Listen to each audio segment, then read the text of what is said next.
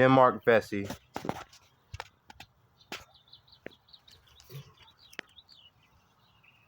Life of a Rebel. Denmark Vesey was born in the Virgin Islands in the city of St. Thomas. He was born a slave. Because of his accident of birth, he would be heading to Charleston, South Carolina as an enslaved person, but he would not stay one. He would, in 1799, through his skill and hustle, would go on to buy his freedom for $600, $14,246 in today's money. This shows that Vesey was a couple of things: smart, determined, and unbreakable. But he would not be able to buy the freedom of his wife and children. This could be seen as the main cause for the start of his crusade against the institution of slavery. After his freedom, he would go on to become a leader in the free black community of South Carolina. Him becoming a leader of the free black community is most likely how he built his power base. His conspirators, for the most part, were younger than he, so he took the main leader role. Now, what could be some reasons that a leader of a community and pillar society like Denmark Vesey would lead a slave revolt? In my opinion, the reason he did what he did was to free his still enslaved children. Freedom for his family was probably the main cause for the overwhelming majority of the conspirators. But who were Vesey's co-conspirators? In all, they were second. Who were his co-conspirators? In all, second. They were second in command Gullah Jack, who was an East African priest. The other co-conspirators were the downtrodden, oppressed, and angry enslaved people. Now, why would all these people put themselves at such risk? Let's look at the context of the time. Haiti had become the first and only republic made by former slaves. This happened 18 years before the Vesey plot.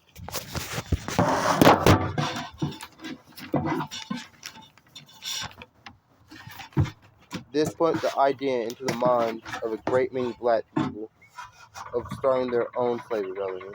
This caused concerns in a great many American slave owners, including, if not especially so, South Carolina. So in 1820, South Carolina made a law that said if slave owners wanted to free their slaves, they would have to get permission from the state government. This caused a great deal of anger in the black population of South Carolina. So this tension and anger under the surface made the state a powder keg and ripe for a slave rebellion.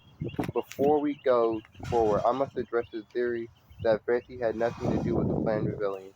Some historians believe that Vesey was framed as a rebellion leader because he was a prominent member of the free black community of South Carolina. So their belief is that Vesey was framed. This could be true, but we do have some pretty compelling proof that Vesey was a rebellion leader. Vesey as a rebellion leader is a historical consensus, so this video will be relaying that version of history. I just wanted to clear that theory up and address the fact we don't know entirely what happened. But that's what happens when we study and learn about history. Things get murky and unclear. Now back to our video. 1822 was a uniquely ripe time for a slave revolt. With all the oppressive laws that were being passed around that time, there was a deeply underlying fact that all of the Vesey rebels were fighting for the end of slavery, for freedom. A person, no matter if they've been a slave for their entire life, will want to be free. It's just deeply ingrained into the human spirit, the human soul. They need to be free. They need to be free. This is why Vesey was trying to rebel, for his family, himself, and for his people to be free. These are very common reasons for most enslaved people. Like, these were the reasons for the servile rebellions in the Roman Empire. So why do we know about Vesey and not other slave revolts when Vesey revolts didn't even get off the ground, and he and his co-conspirators were found out before their planned actions? I think we know who Vesey is because of what he symbolizes. Vesey was a free, educated, and relatively well-off black man in the 1800s. He was a rarity at that time in America, especially in the South, for the American public to see not only a black man, but a free black man fight for his family's freedom and the people of his in the freedom of his people, scared a lot of slave owners, and a lot of the non-slave owning public. For the American public in the 1800s to see the humanity of the black person and former slaves to so boldly stand up for his God-given human rights. This is why we still remember Vesey over other slave revolts and other slave revolt leaders. We remember the shock to the system his planned slave revolt caused to the slave-owning society of South Carolina.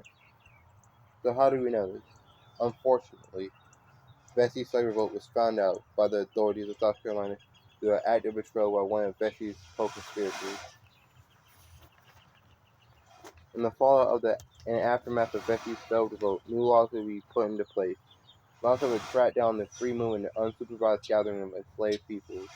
This was just one of the many new measures to crack down on future slave rebellions.